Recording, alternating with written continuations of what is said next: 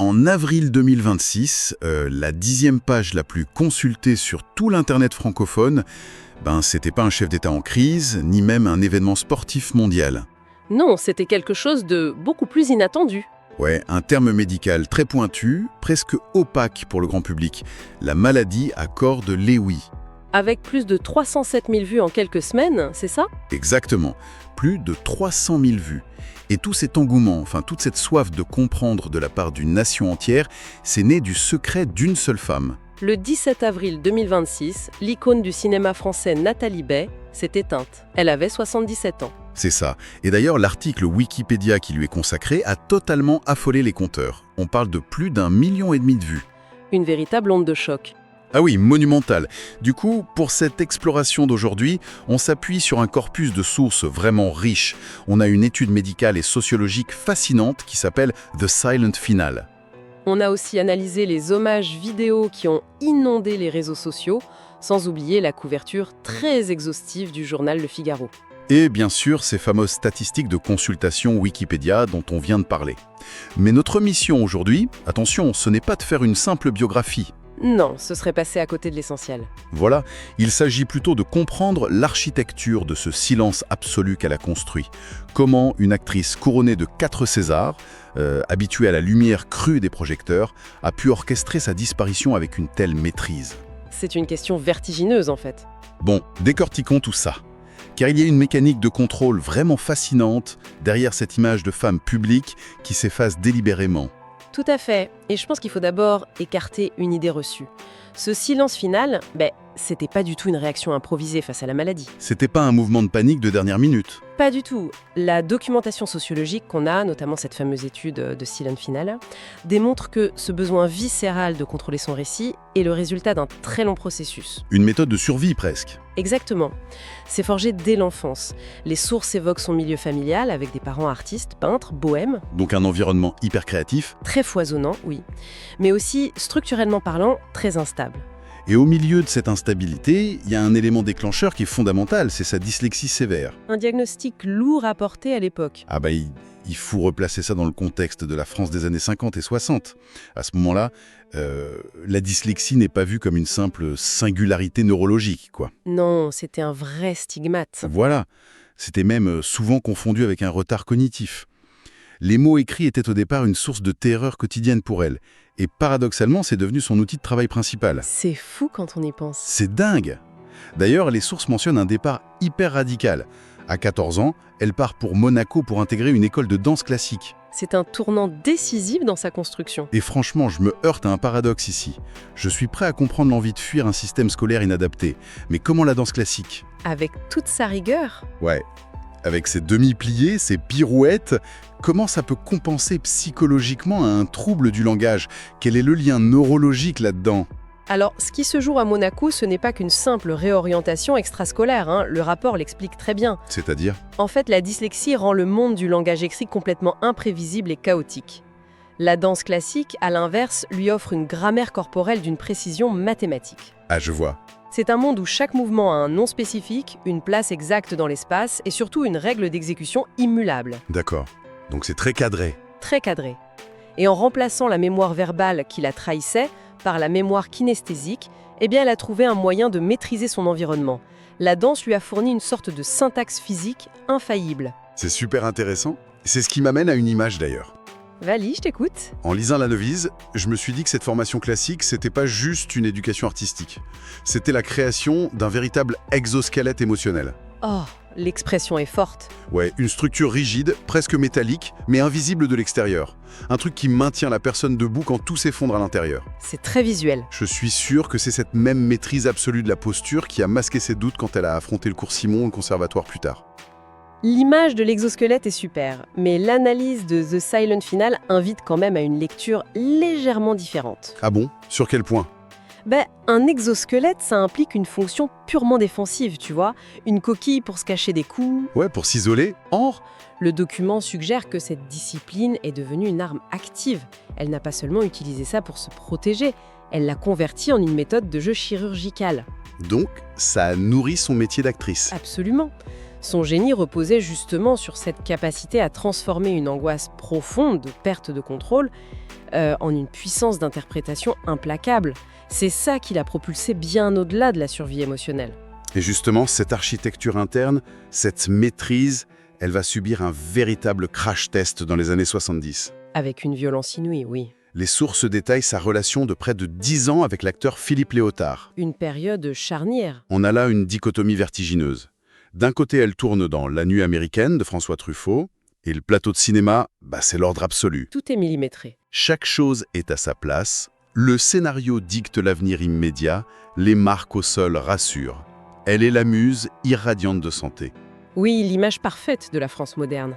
Mais de l'autre côté, en rentrant dans son appartement parisien la nuit, c'est une réalité radicalement différente. Complètement. Les témoignages de l'époque dans l'étude décrivent vraiment l'envers du décor. C'était sombre, non? Très sombre.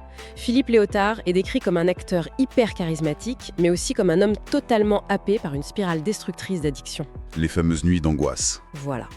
Le contraste est analytiquement très lourd. Le jour, elle incarne la clarté devant des réalisateurs exigeants, et la nuit, elle évolue dans une sorte de zone de non-droit émotionnel. Elle doit gérer les crises d'un partenaire qui perd complètement pied. C'est ça.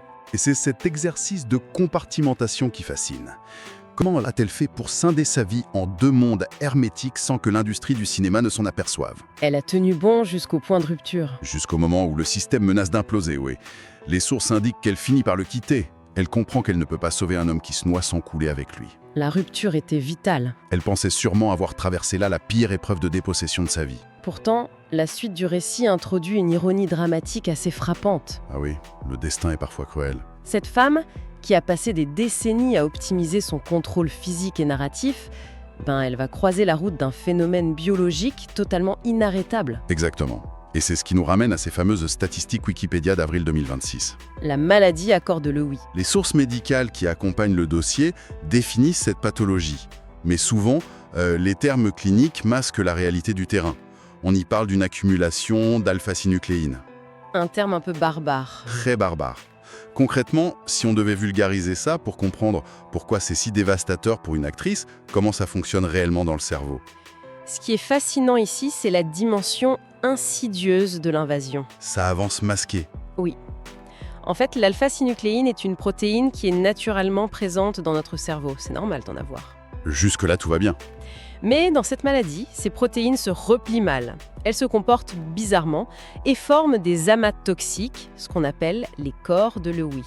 D'accord. Imaginons le cerveau comme un immense réseau autoroutier hyper fluide.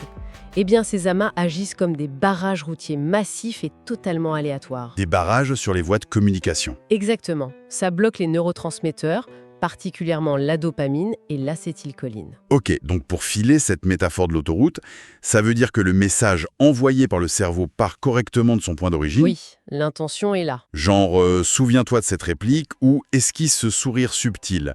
Le message part, mais il percute un mur en cours de route. Et il n'arrive jamais à destination. Ça explique le mélange terrifiant des symptômes. Le dossier mentionne que la maladie emprunte à la fois à Alzheimer et à Parkinson. C'est exactement ça. Alzheimer pour le déclin cognitif et Parkinson pour les troubles moteurs. C'est un cocktail dévastateur. Et c'est la conjonction des deux qui est cruciale pour comprendre sa réaction. Réfléchissons aux outils d'un acteur. La mémoire, évidemment. La mémoire immédiate, oui, mais aussi la micro-expression faciale et la conscience spatiale de son corps. La maladie à corps de Lewis attaque simultanément ces trois piliers. C'est comme si on enlevait son pinceau à un peintre? Pierre. Et contrairement à Alzheimer, où le déclin est globalement linéaire, la pathologie à corps de Lewis se caractérise par d'immenses fluctuations. C'est-à-dire? Ça change au jour le jour. Même d'heure en heure. Le patient peut afficher une lucidité totale le matin et plonger dans une confusion profonde ou même souffrir d'hallucinations visuelles l'après-midi. Mon Dieu. La dépossession est donc totale, car l'incapacité elle-même devient imprévisible. On ne sait jamais quand la crise va frapper. C'est une angoisse permanente. Et c'est là que j'émets une réserve, ou du moins un questionnement sur l'étude The Silent Finale.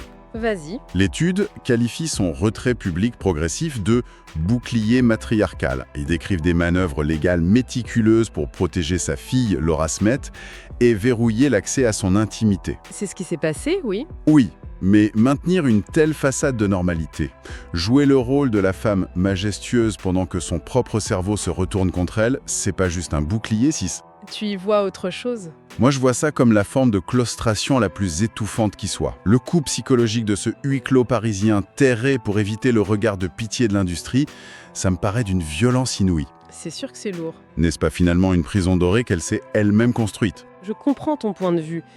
Mais il y a un détail crucial à ajouter pour nuancer cette idée d'auto-emprisonnement. Lequel?